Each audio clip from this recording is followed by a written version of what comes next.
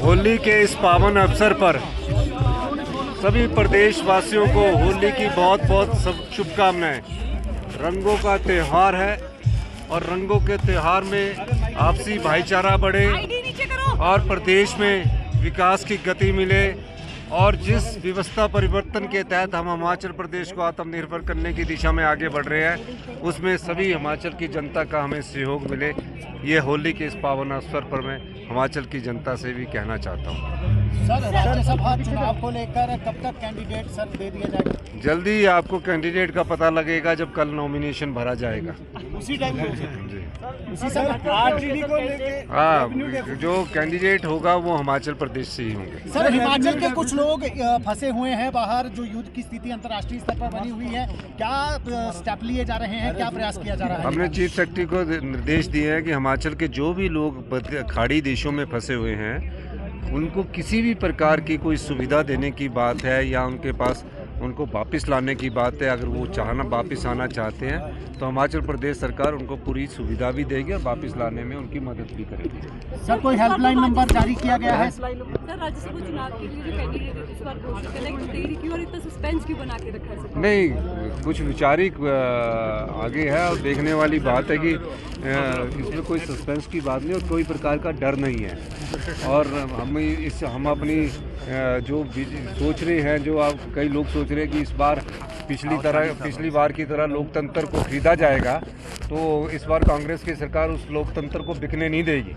ये मैं कहना चाहता हूँ। सर, आप वित्त मंत्री से मिले, क्या आश्वासन मिला? देखिए, मैं वित्त मंत्री जी से मिला। हैप्पी दिवाली शांडिल साहब का। मैं वित्त मंत्री जी से मिला। मैंने कहा कि प्रदेश की जो आरडीजी, जो कि संविधान के आर्टिकल 275/2 के द्वारा हमारा अधिकार है, ये सरकार का अधिकार नहीं है, ये जनता का अधिकार है।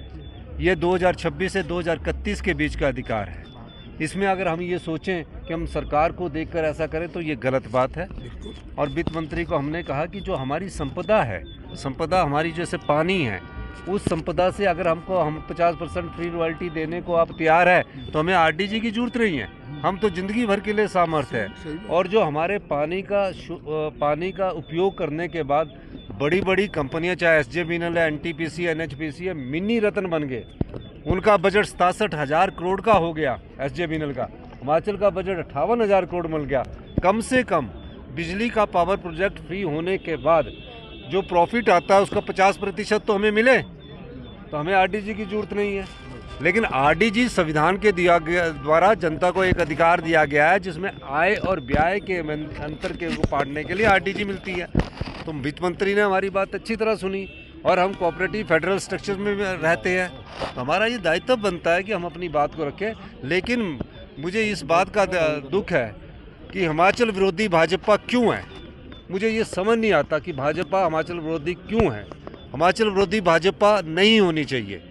तो ये पहली बार देखा गया है कि हिमाचल विरोधी भाजपा क्यों है।